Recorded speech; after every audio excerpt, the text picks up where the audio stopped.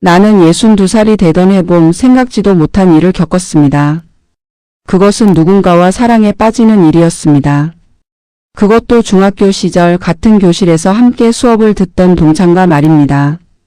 그 나이에 설레임이라는 감정이 다시 찾아올 수 있다는 걸 솔직히 저는 그때까지 상상조차 해본 적이 없었습니다. 동창회 모임은 해마다 있었지만 저는 자주 빠졌습니다. 퇴직 후 혼자 지내는 생활이 익숙해지면서 사람들 사이에 끼는 게 오히려 불편하게 느껴졌거든요. 그런데 그 해봄 오랜 친구의 거듭된 권유에 못 이겨 자리에 나갔습니다. 작은 식당 한켠에 50년 가까운 세월을 건너온 얼굴들이 모여 있었습니다. 흰머리가 늘고 주름이 깊어졌어도 눈빛만은 여전히 그 시절을 담고 있었습니다. 그녀는 구석자리에 앉아 조용히 차를 마시고 있었습니다. 처음엔 누구인지 알아보지 못했습니다. 이름이 불리고 나서야 저는 그 얼굴이 중학교 때 같은 반이었던 정숙이라는 것을 알았습니다. 당시 그녀는 말이 없고 책을 좋아하는 아이였습니다. 저는 그녀와 특별히 친했던 것도 아니었고 졸업 이후로는 단 한 번도 마주친 적이 없었습니다. 그런데 그날 자리를 옮기다가 우연히 그녀 옆에 앉게 되었고 짧은 인사를 나누다가 어느새 두 사람만의 이야기가 시작됐습니다. 그녀는 남편과 사별한 지 3년이 됐다고 했습니다. 저도 이혼 후 10년 가까이 혼자 살고 있었습니다. 처음엔 서로의 안부를 묻는 평범한 대화였지만 시간이 지나면서 이야기의 결이 달라졌습니다. 살면서 무엇이 힘들었는지, 지금 무엇이 아쉬운지, 앞으로 어떻게 살고 싶은지를 허심탄회하게 나눴습니다. 그것이 그렇게 자연스럽게 흘러갈 수 있었던 건 아마도 서로 잃어버릴 체면이 없는 나이였기 때문일 겁니다. 모임이 끝나고 헤어질 때 연락처를 교환했습니다. 사흘 뒤 그녀에게 문자가 왔습니다. 그날 이야기가 즐거웠다는 짧은 인사였습니다. 저는 한참을 망설이다 답장을 썼습니다. 그 뒤로 매일 문자를 주고받게 되었고 2주 뒤에는 둘이서 조용한 카페에서 만났습니다. 그것이 우리의 첫 번째 단둘이의 만남이었습니다. 그날 카페에서 우리는 3시간을 앉아 있었습니다. 음료는 2잔씩 마셨고 이야기는 끝이 없었습니다. 그녀는 참 잘 들어주는 사람이었습니다. 상대의 말이 끝나기도 전에 끼어드는 법이 없었고 고개를 끄덕이며 눈을 맞추는 방식이 마음을 편하게 했습니다. 저는 그 순간 오래전에 잊고 있었던 무언가가 되살아나는 기분을 느꼈습니다. 누군가와 함께 있다는 것의 따뜻함, 내 이야기를 들어주는 사람이 있다는 안도감이었습니다. 그런데 그것이 좋은 감정인지 두려운 감정인지 저는 구분하지 못했습니다. 집으로 돌아오는 버스 안에서 가슴이 두근거렸는데 그게 설레임인지 불안인지 알 수 없었습니다. 이 나이에 이런 감정을 느끼는 게 맞는 건지, 주변에서 어떻게 볼지, 자식들이 알면 어떤 반응을 보일지 온갖 생각이 머릿속을 가득 채웠습니다. 이튿날 아침 저는 오랜 친구에게 전화를 걸어 솔직하게 말했습니다. 친구는 잠시 침묵하더니 이렇게 말했습니다. 왜 두려워하냐고. 이 나이에 누군가를 좋아하는 마음이 생겼다면 그건 살아있다는 증거라고. 그 말이 제 안에서 무언가를 풀어놓았습니다. 저는 제 감정을 부정하지 않기로 했습니다. 억지로 누르거나 스스로를 다그치지 않기로 했습니다. 대신 천천히 조심스럽게 이 관계가 어디로 흘러가는지 지켜보기로 했습니다. 그것이 나이 든 사람이 감정을 다루는 방식이라고 생각했습니다. 젊을 때처럼 달려가지 않고 그렇다고 외면하지도 않으면서 있는 그대로 받아들이는 것. 그녀도 비슷한 마음이었던 것 같습니다. 우리는 서로를 향한 감정이 생겨났다는 것을 직접 말로 꺼내기까지 꽤 오랜 시간이 걸렸습니다. 2달쯤 지났을 때 공원을 걷다가 그녀가 먼저 조심스럽게 물었습니다. 이 만남이 자신에게 어떤 의미인지, 상대는 어떻게 느끼고 있는지. 저는 솔직하게 말했습니다. 오래 혼자 살아오면서 이런 감정은 다시 오지 않을 거라고 생각했는데 이상하게도 당신과 함께 있으면 오래된 온기가 느껴진다고. 그녀는 웃었습니다. 오래된 온기라는 표현이 좋다고 했습니다. 그 말 한마디가 우리 사이에 조용하지만 단단한 확인이 되었습니다. 시니어의 사랑은 젊은 시절의 사랑과 다릅니다. 폭발적이지 않고 빠르게 달아오르지 않습니다. 대신 오래 지속될 수 있는 불씨처럼 조심스럽게 피어납니다. 그것을 두려워할 필요는 없습니다. 나이가 들었다는 것은 감정을 다스리는 힘이 생겼다는 뜻이기도 합니다. 충동보다 선택으로 욕심보다 배려로 관계를 이어가는 능력이 생긴 것입니다. 저는 그 봄 이후로 살아있다는 것이 무엇인지를 다시 배웠습니다. 인생의 후반부에도 새로운 감정이 찾아올 수 있고 그 감정은 부끄러운 것도 어색한 것도 아니라는 것을. 오히려 그것은 지금 이 순간을 더 충만하게 살고 있다는 증거라는 것을. 여러분도 혹시 그런 감정이 찾아온다면 너무 서두르지도 말고 너무 밀어내지도 마십시오. 그 감정을 천천히 품위 있게 맞이하는 것, 그것이 나이든 사람의 가장 아름다운 용기입니다. 그 봄이 지나고 여름이 되었습니다. 우리는 한 달에 서너 번 만났습니다. 특별한 곳을 가는 것도 아니었습니다. 가까운 공원을 걷거나 조용한 식당에서 밥을 먹거나 햇볕이 잘 드는 카페에서 책 이야기를 나누는 것이 전부였습니다. 그런데 그 평범한 시간들이 제 일상을 완전히 바꿔놓았습니다. 아침에 눈을 뜨면 오늘은 무슨 이야기를 나눌까 생각하게 됐습니다. 시장에 가다가 그녀가 좋아한다던 복숭아를 보면 한 봉지 더 사게 됐습니다. 뉴스를 보다가 흥미로운 내용이 나오면 메모해뒀다가 다음에 만날 때 꺼내려고 했습니다. 혼자 살면서 오로지 나 자신만을 위해 돌아가던 하루가 누군가를 의식하고 생각하는 하루로 바뀐 것입니다. 그 변화가 처음엔 낯설었지만 곧 그것이 얼마나 삶을 풍요롭게 하는지를 알게 됐습니다. 그런데 여름이 깊어지면서 예상치 못한 어려움이 찾아왔습니다. 그녀의 딸이 이 관계를 알게 된 것입니다. 딸은 강하게 반대했습니다. 어머니가 아버지 기일도 지나지 않은 시점에 다른 사람을 만난다는 것을 받아들이기 어려워했습니다. 그녀는 딸과 크게 다퉜고 며칠 동안 연락이 뜸해졌습니다.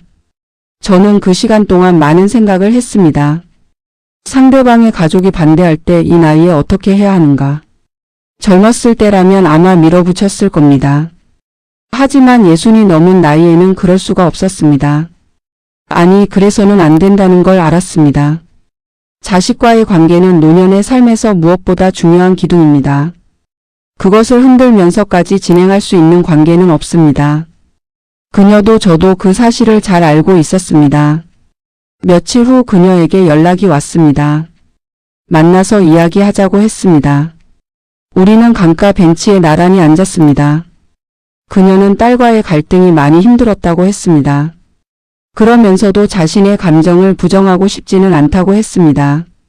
저는 그녀에게 말했습니다.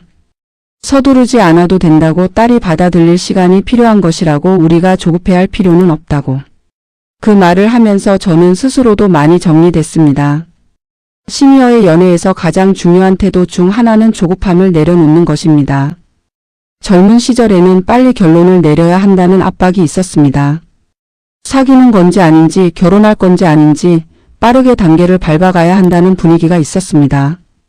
하지만 나이 든 사람의 관계는 그렇게 흘러가지 않아도 됩니다. 오히려 천천히 흘러갈 때 더 단단해집니다. 우리는 그 이후로도 꾸준히 만났지만 관계의 속도를 의도적으로 늦췄습니다. 그녀의 딸이 적응할 시간을 주었고 저 역시 제 아들에게 조금씩 이야기를 꺼내기 시작했습니다. 아들은 처음에 당혹스러워했습니다. 아버지가 누군가를 만난다는 사실 자체가 생경했던 모양입니다. 하지만 저는 숨기지 않았습니다. 숨기면 나중에 더 큰 상처가 된다는 것을 나이가 들면서 배웠기 때문입니다. 솔직하게 말하는 것, 그것이 나이 든 사람의 인간관계에서 가장 강력한 도구입니다. 꾸미거나 포장하지 않고 있는 그대로를 이야기할 때 상대방도 진심으로 받아들이게 됩니다. 아들은 몇 주가 지난 뒤 이렇게 말했습니다. 아버지가 행복해 보이는 게 오랜만이라고, 그걸로 충분하다고. 그 한마디가 얼마나 큰 위안이 됐는지 모릅니다. 가을이 되었을 때 그녀의 딸도 조금씩 마음을 열기 시작했습니다. 억지로 만남을 주선한 것이 아니라 시간이 자연스럽게 그 거리를 좁혀준 것입니다. 딸은 어머니의 표정이 밝아졌다는 것을 눈으로 확인하면서 조금씩 받아들이기 시작한 것 같았습니다. 관계란 결국 설득이 아니라 태도로 증명하는 것이라는 걸 저는 그 과정에서 다시 한번 깨달았습니다. 시니어의 남녀 관계에서 주변의 시선과 가족의 반응은 피해갈 수 없는 현실입니다. 이것을 무시하거나 정면으로 맞서는 것은 현명한 방법이 아닙니다. 가장 좋은 방법은 천천히 꾸준히 진심으로 보여주는 것입니다. 이 관계가 서로에게 얼마나 좋은 영향을 미치는지를 말이 아닌 삶으로 보여줄 때 주변도 결국 받아들이게 됩니다. 저는 그 한 해 동안 배운 것이 많습니다. 감정은 나이와 상관없이 찾아온다는 것, 그 감정을 받아들이는 데는 용기가 필요하다는 것, 그리고 그 용기는 무모함이 아니라 신중함 위에 세워져야 한다는 것입니다. 누군가를 좋아하는 마음은 삶의 어느 시점에도 부끄럽지 않습니다. 다만 그 마음을 어떻게 다루느냐가 그 사람의 인생 경험이 만들어낸 지혜를 드러냅니다. 여러분이 만약 지금 누군가에게 마음이 기울고 있다면 그 감정을 너무 분석하려 하지 마십시오. 좋으면 좋은 것이고 설레면 설레는 것입니다. 다만 그 감정 위에 조급함이 아닌 여유를, 기대가 아닌 배려를 얹어 두십시오. 그것이 오래된 사람이 새로운 감정을 다루는 가장 성숙한 방식입니다. 인생의 후반부에 찾아온 인연은 어쩌면 지금까지 살아온 모든 시간이 준비해온 선물일지도 모릅니다. 겨울이 찾아올 무렵 우리 관계는 조용하지만 분명한 깊이를 갖게 됐습니다. 더 이상 서로를 탐색하는 단계가 아니었습니다. 상대방의 습관을 알고 어떤 날 기분이 좋지 않은지를 눈치채고 말하지 않아도 무엇이 필요한지를 어느 정도 느낄 수 있는 사이가 됐습니다. 그것이 젊은 시절의 설레임과는 다른 나이 든 사람들 사이에서만 만들어질 수 있는 고요한 친밀함이었습니다. 그런데 바로 그 지점에서 새로운 문제가 생겼습니다. 친밀해질수록 서로의 다름이 선명하게 보이기 시작한 것입니다. 그녀는 매우 계획적인 사람이었습니다. 약속 시간보다 항상 일찍 나오고 하루 일정을 미리 정해두고 즉흥적인 변화를 불편해했습니다. 반면 저는 그날그날의 흐름에 따라 움직이는 편이었습니다. 갑자기 날씨가 좋으면 계획을 바꿔 드라이브를 가자고 하는 시기였습니다. 처음엔 서로의 다른 방식이 오히려 신선하게 느껴졌지만 시간이 지나면서 작은 충돌이 생기기 시작했습니다. 한 번은 제가 갑자기 일정을 바꾸자고 했을 때 그녀가 단호하게 거절했습니다. 저는 별것 아닌 일로 왜 그러냐는 생각이 들었고 그녀는 제가 자신의 방식을 존중하지 않는다고 느꼈습니다. 작은 오해가 며칠간의 서먹함으로 이어졌습니다. 그 며칠이 제게는 꽤 길게 느껴졌습니다. 저는 그 시간 동안 젊었을 때를 떠올렸습니다. 젊은 시절에는 갈등이 생기면 상대를 바꾸려 했습니다. 내 방식이 맞고 상대방이 틀렸다는 생각으로 설득하고 설명하고 때로는 다퉜습니다. 하지만 그 방식이 결국 얼마나 많은 관계를 손상시켰는지를 오랜 시간이 지나서야 알게 됐습니다. 그래서 이번에는 다르게 하기로 했습니다. 저는 그녀에게 먼저 연락했습니다. 미안하다고, 내가 내 방식을 충분히 생각하지 못했다고. 변명을 덧붙이지 않았습니다. 이유를 설명하거나 상대방의 잘못을 끼워 넣지 않았습니다. 그냥 내가 틀렸다고만 했습니다. 그녀는 잠시 후 답장을 보냈습니다. 자신도 너무 예민하게 반응했다고, 고맙다고. 그 짧은 화해 과정에서 저는 중요한 것을 하나 배웠습니다. 나이 든 사람의 관계에서 사과는 빠를수록 좋다는 것입니다. 젊을 때는 자존심이 앞섰습니다. 내가 먼저 사과하면 지는 것 같은 기분이 들었습니다. 하지만 60이 넘으면 그런 생각이 얼마나 어리석은 것인지를 압니다. 관계에서 이기고 지는 것은 없습니다. 먼저 손을 내미는 사람이 더 현명한 사람일 뿐입니다. 서로의 다름을 받아들이는 것, 이것이 시니어 남녀 관계에서 가장 어렵고도 가장 중요한 과제입니다. 우리는 60년 가까이 각자의 방식으로 살아온 사람들입니다. 그 긴 시간 동안 굳어진 습관과 성격과 가치관을 상대방에 맞춰 바꾸는 것은 불가능에 가깝습니다. 그것을 요구하는 것도 옳지 않습니다. 그래서 선택할 수 있는 길은 하나입니다. 다름을 인정하고 그 다름이 부딪히는 지점을 함께 조율해 나가는 것입니다. 조율이라는 것은 한쪽이 희생하는 것이 아닙니다. 서로가 조금씩 양보하면서 둘 다 편안한 방식을 찾아가는 것입니다. 우리는 그 이후로 만날 때마다 사소한 것들을 미리 이야기하기 시작했습니다. 오늘은 어디서 만날지, 얼마나 있을지, 혹시 피곤하면 일찍 헤어져도 괜찮은지. 이런 작은 대화들이 쌓이면서 충돌은 현저히 줄었습니다. 그리고 저는 그녀에게서 배우기 시작했습니다. 계획을 세우는 것이 사실 얼마나 상대방을 배려하는 행동인지를 이해하게 됐습니다. 그녀의 방식은 단순히 고집이 아니라 상대방과의 시간을 소중히 여기는 방식이었습니다. 그것을 알고 나니 그녀의 계획적인 태도가 다르게 보였습니다. 그녀도 제 즉흥적인 제안이 때로는 삶의 활기를 불어넣는다는 것을 조금씩 인정해 주었습니다. 상대방을 이해한다는 것은 상대방의 입장에서 그 행동의 이유를 찾아보는 것입니다. 왜 저 사람은 저렇게 행동하는가를 판단하기 전에 저 사람에게는 어떤 이유가 있을까를 먼저 생각하는 것입니다. 이것이 말로는 쉽지만 실천하기는 매우 어렵습니다. 특히 오래 혼자 살아온 사람일수록 자신의 방식이 기준이 되어 있기 때문에 더욱 그렇습니다. 저는 혼자 지낸 10년 동안 모든 것을 내 방식대로 해왔습니다. 밥 먹는 시간도 자는 시간도 외출하는 방식도 전부 내 편의에 맞춰져 있었습니다. 그것이 편하긴 했지만 동시에 나를 점점 더 좁은 세계 안에 가두고 있었다는 것을 그녀를 만나고 나서야 알았습니다. 누군가를 배려한다는 것은 불편함이 아니라 성장입니다. 나이가 들어서도 사람은 누군가와의 관계 속에서 계속 자랍니다. 겨울이 끝나갈 무렵 우리는 함께 짧은 여행을 다녀왔습니다. 1박 2일의 아주 소박한 여정이었습니다. 처음에는 둘 다 조심스러웠습니다. 오랜 시간을 함께 보내는 것이 서로에게 어떻게 느껴질지 알 수 없었으니까요. 그런데 막상 떠나보니 여행은 생각보다 자연스러웠습니다. 길을 걷다가 마음에 드는 풍경이 있으면 말없이 나란히 서서 바라보고 작은 식당에서 메뉴를 고르며 웃고 저녁에 숙소에 앉아 하루를 이야기하는 그 시간이 더없이 평온했습니다. 평온함. 그것이 제가 그 여행에서 얻은 가장 큰 것이었습니다. 젊은 시절의 여행은 흥분과 자극으로 가득했습니다. 하지만 이 여행은 달랐습니다. 자극이 아닌 안정감, 흥분이 아닌 따뜻함이 그 자리를 채웠습니다. 그리고 저는 그것이 훨씬 더 오래가는 행복이라는 것을 알았습니다. 봄이 다시 찾아왔습니다. 우리가 처음 만난 지 꼭 1년이 되는 계절이었습니다. 그 1년 동안 우리는 많은 것을 함께 겪었고 그만큼 많은 것을 배웠습니다.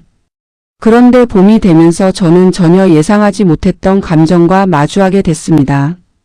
그것은 외로움이었습니다. 정확히는 함께 있으면서도 느끼는 외로움이었습니다. 처음엔 그 감정이 무엇인지 몰랐습니다. 그녀와 만나고 돌아오는 길에 이상하게 허전한 기분이 드는 날이 있었습니다. 좋은 시간을 보내고 왔는데 왜 이런 감정이 드는지 이해할 수 없었습니다. 며칠을 곱씹다가 천천히 그 이유를 알게 됐습니다. 저는 그녀와 더 자주 더 깊이 연결되고 싶었는데 현실은 그렇지 못했던 것입니다. 각자의 생활이 있고 각자의 공간이 있고 각자의 리듬이 있었습니다. 그 간격 사이에서 외로움이 자라고 있었습니다. 저는 이 감정을 그녀에게 솔직하게 말해야 할지 오래 고민했습니다. 이런 말을 꺼냈다가 부담을 줄 것 같았습니다. 너무 의존적으로 보일 것 같기도 했습니다. 그래서 한동안 혼자 안고 있었는데 어느 날 그녀가 먼저 비슷한 이야기를 꺼냈습니다. 가끔 만남이 끝나고 집에 돌아가면 방이 너무 조용하게 느껴진다고 그게 예전과는 다른 조용함이라고. 그 말을 듣는 순간 저는 안도했습니다. 나만 그런 것이 아니었구나 하는 생각에. 우리는 그날 오래 이야기했습니다. 각자의 외로움에 대해서 함께 있고 싶은 마음과 각자의 독립적인 삶 사이에서 어떻게 균형을 잡을 것인지에 대해서. 그 대화가 우리 관계에서 가장 솔직하고 깊은 대화 중 하나였습니다. 시녀의 관계에서 외로움은 숨겨야 할 감정이 아닙니다. 오히려 그것을 나눌 수 있을 때 관계는 한 단계 더 깊어집니다. 많은 사람들이 나이 들수록 감정을 드러내는 것을 약함이라고 생각합니다. 특히 남성들은 더욱 그렇습니다. 수십 년을 강해야 한다는 생각으로 살아왔기 때문에 솔직한 감정을 꺼내는 것이 낯설고 어색합니다. 하지만 진짜 강함은 감정을 숨기는 것이 아니라 감정을 솔직하게 다룰 수 있는 것입니다. 우리는 그 대화 이후 연락의 방식을 조금 바꿨습니다. 만나지 않는 날에도 하루에 한 번은 짧게라도 안부를 전하기로 했습니다. 거창한 내용이 아니어도 됩니다. 오늘 점심에 된장찌개를 먹었다든지 산책하다가 꽃이 피어 있었다든지 그런 일상의 작은 조각들을 나눴습니다. 그 짧은 연결이 하루 전체를 다르게 만들었습니다. 혼자지만 혼자가 아닌 느낌, 그것이 시니어의 관계에서 가장 필요한 것 중 하나입니다. 그런데 그 무렵 저는 또 다른 문제를 만났습니다. 건강 때문이었습니다. 봄이 되면서 무릎이 좋지 않아 병원을 자주 다니게 됐습니다. 처음에는 그녀에게 알리지 않았습니다. 걱정을 끼치기 싫었고 약한 모습을 보이는 것이 불편했습니다. 혼자서 병원에 다니고 혼자서 물리치료를 받으면서 아무렇지 않은 척 만남을 이어갔습니다. 그런데 어느 날 그녀가 제 걸음걸이가 이상하다는 것을 알아챘습니다. 왜 그러냐고 물었고 저는 결국 솔직하게 말했습니다. 그녀는 왜 진작 말하지 않았냐며 속상해했습니다. 걱정을 끼치지 않으려 했다고 말하자 그녀는 이렇게 대답했습니다. 걱정을 끼치는 것이 짐이 아니라 그것을 나눌 수 있는 사람이 있다는 것이 관계의 의미라고. 그 말이 오래 마음에 남았습니다. 나이가 들면 몸이 예전 같지 않습니다. 여기저기 아프고 병원 갈 일이 생기고 체력이 달리는 날이 많아집니다. 이것을 부끄럽게 여기거나 숨기려 하면 관계에서 점점 더 혼자가 됩니다. 나이 든 사람의 관계에서는 서로의 건강 상태를 자연스럽게 나눌 수 있어야 합니다. 그것이 서로를 진정으로 돌본다는 것의 의미입니다. 그 이후로 우리는 건강 이야기를 허심탄회하게 나누게 됐습니다. 어디가 불편하다, 요즘 잠이 잘 안 온다, 이런 음식이 소화가 안 된다는 이야기를 편하게 할 수 있게 됐습니다. 그것이 오히려 관계를 더 현실적이고 단단하게 만들었습니다. 서로의 완벽한 모습이 아니라 있는 그대로의 모습을 받아들이는 것, 그것이 진짜 친밀함입니다. 그 봄에 저는 관계에 대한 제 생각이 근본적으로 바뀌었다는 것을 느꼈습니다. 젊을 때 저는 관계를 통해 무언가를 얻으려 했습니다. 사랑받고 싶고 인정받고 싶고 채워지고 싶었습니다. 하지만 이제는 달랐습니다. 주고 싶었습니다. 그녀가 오늘 하루를 조금 더 편안하게 보낼 수 있다면 그것으로 충분했습니다. 받는 것보다 주는 것에서 더 큰 만족을 느끼게 된 것, 그것이 나이가 주는 가장 아름다운 변화 중 하나라고 저는 생각합니다. 관계에서 무언가를 기대하면 실망이 따릅니다. 하지만 아무것도 기대하지 않고 그냥 함께 있는 것 자체에 의미를 둔다면 그 관계는 실망할 여지가 없습니다. 이것은 체념이 아닙니다. 성숙입니다. 오래 살아온 사람만이 도달할 수 있는 관계의 경지입니다. 그 봄 우리는 처음 만났던 공원 벤치에 다시 앉았습니다. 벚꽃이 지고 있었습니다. 그녀가 꽃잎 하나를 손바닥에 받아들고 한참을 바라봤습니다. 저도 말없이 그 옆에 앉아 있었습니다. 아무 말도 필요하지 않은 그 순간이 지난 1년 중 가장 충만한 시간이었습니다. 말이 없어도 통하는 사람이 곁에 있다는 것, 그것이 이 나이에 누릴 수 있는 가장 깊은 행복이라는 것을 저는 그날 처음으로 온전히 이해했습니다. 여름이 두 번째로 찾아왔습니다. 우리가 처음 만난 그 동창회 모임으로부터 어느새 1년 반이 지나 있었습니다. 그 시간 동안 우리는 연인이라는 말을 한 번도 입 밖에 낸 적이 없었습니다. 그런데도 우리가 무엇인지는 서로 너무나 잘 알고 있었습니다. 굳이 이름을 붙이지 않아도 되는 관계, 그것이 오히려 우리 사이를 더 자유롭게 만들었습니다. 그 무렵 저는 주변 지인들로부터 비슷한 질문을 자주 받기 시작했습니다. 결혼할 생각이 있느냐는 것이었습니다. 처음엔 그 질문이 당황스러웠습니다. 하지만 곧 그것이 자연스러운 궁금증이라는 것을 알았습니다. 사람들은 관계에 결론이 있어야 한다고 생각합니다. 만나면 결혼으로 이어져야 하고 그렇지 않으면 헛된 시간이라고 여기는 시선이 있습니다. 특히 나이 든 사람들의 관계에서는 더욱 그런 기준을 들이밀곤 합니다. 하지만 저는 그 질문에 흔들리지 않았습니다. 그녀와도 그 이야기를 나눴습니다. 우리 둘 다 결혼이라는 형식보다 지금 이 관계의 질이 더 중요하다는 데 동의했습니다. 법적인 결합이 두 사람의 관계를 더 단단하게 만드는 것은 아닙니다. 오히려 나이 든 사람들의 경우 재혼은 재산 문제, 자녀 문제, 생활 방식의 충돌 등 복잡한 현실을 수반합니다. 그것을 감당할 준비가 되어 있지 않다면 굳이 서두를 필요가 없습니다. 중요한 것은 형식이 아니라 내용입니다. 매일 서로를 생각하고 어려울 때 연락하고 기쁜 일이 생기면 가장 먼저 알리고 싶은 사람이 있다는 것, 그것이 이미 충분한 관계입니다.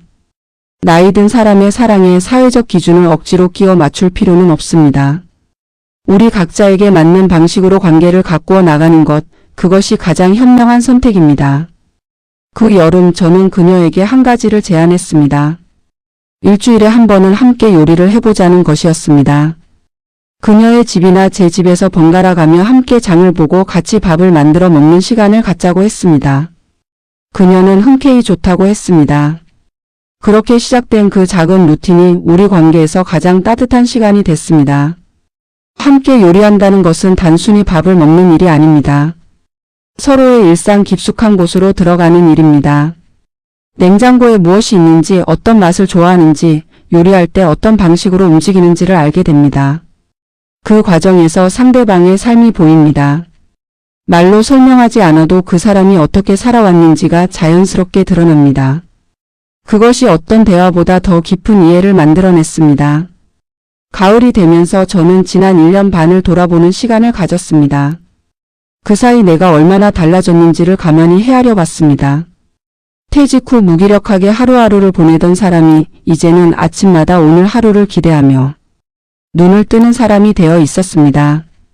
그녀 덕분이기도 했지만 더 정확히는 누군가와 관계를 맺으면서 다시 살아갈 이유를 찾은 것이었습니다. 인간은 관계 속에서 살아갑니다. 나이가 들수록 그 사실이 더욱 선명해집니다. 자식들은 자신의 삶이 있고 친구들은 하나둘 멀어지거나 건강이 나빠지고 사회적 역할도 줄어드는 시기에 새로운 관계가 생긴다는 것은 단순한 사랑 이야기가 아닙니다. 그것은 삶의 의지를 다시 불러오는 일입니다. 누군가를 위해 더 건강하게 살고 싶어지고 더 오래 살고 싶어지고 오늘 하루를 더 잘 살고 싶어집니다. 그 힘이 어디서 오는지를 저는 이제 압니다. 그 가을에 저는 오랫동안 미뤄왔던 것들을 하나씩 시작했습니다. 건강을 위해 매일 아침 산책을 시작했고 오래 읽고 싶었던 책들을 꺼냈고 배우고 싶었던 사진을 배우기 시작했습니다. 그녀도 비슷했습니다. 오래 끊었던 수채화를 다시 시작하고 가고 싶었던 전시회를 혼자서도 다니기 시작했습니다. 우리는 서로에게 기대는 것이 아니라 서로에게 자극받아 각자의 삶을 더 충실하게 살기 시작한 것입니다. 이것이 건강한 관계의 모습이라고 저는 생각합니다.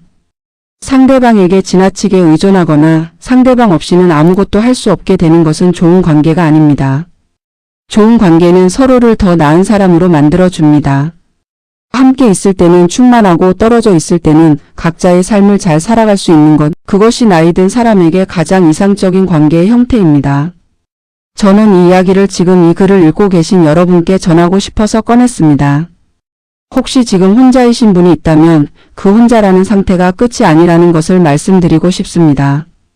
나이가 몇이든 어떤 사연을 안고 살아왔든 새로운 인연은 언제든 찾아올 수 있습니다. 다만 그 인연을 맞이할 준비가 되어 있어야 합니다. 마음을 열어두는 것, 두려움을 인정하면서도 앞으로 나아가는 것, 완벽하지 않은 상대를 있는 그대로 받아들이는 것, 그것이 준비입니다. 그리고 이미 누군가와 관계를 맺고 계신 분이라면 오늘 그 사람에게 고맙다는 말을 전해 보십시오. 대단한 이유가 없어도 됩니다. 그냥 오늘 하루 당신이 곁에 있어서 좋았다고 그 한마디가 상대방의 하루를 완전히 바꿔놓을 수 있습니다. 나이 든 사람들은 서로에게 그 말을 너무 아낍니다. 체면 때문에, 습관 때문에, 어색함 때문에.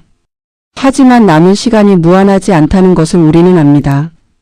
그러니 하고 싶은 말은 지금 하십시오. 저와 그녀의 이야기는 아직 끝나지 않았습니다. 앞으로 어떻게 흘러갈지 저도 모릅니다. 하지만 분명한 것은 그 동창회 모임에 나가지 않았더라면, 그 구석 자리에 앉아있던 그녀에게 말을 걸지 않았더라면 저는 지금도 작고 조용한 방 안에서 혼자 하루를 보내고 있었을 것이라는 사실입니다. 용기를 냈던 그 순간이 제 인생 후반부를 완전히 바꿔놓았습니다. 인생의 후반부는 마무리가 아닙니다. 그것은 가장 자기다운 방식으로 살 수 있는 시간입니다. 남의 시선이 아니라 내 마음이 이끄는 대로, 사회적 기준이 아니라 내가 진정으로 원하는 것을 향해 걸어갈 수 있는 시간입니다. 그 시간 안에 사랑이 찾아온다면 두 손으로 조심스럽게 그리고 감사하게 받으십시오. 그것은 당신이 지금껏 살아온 모든 시간이 만들어낸 가장 아름다운 선물입니다.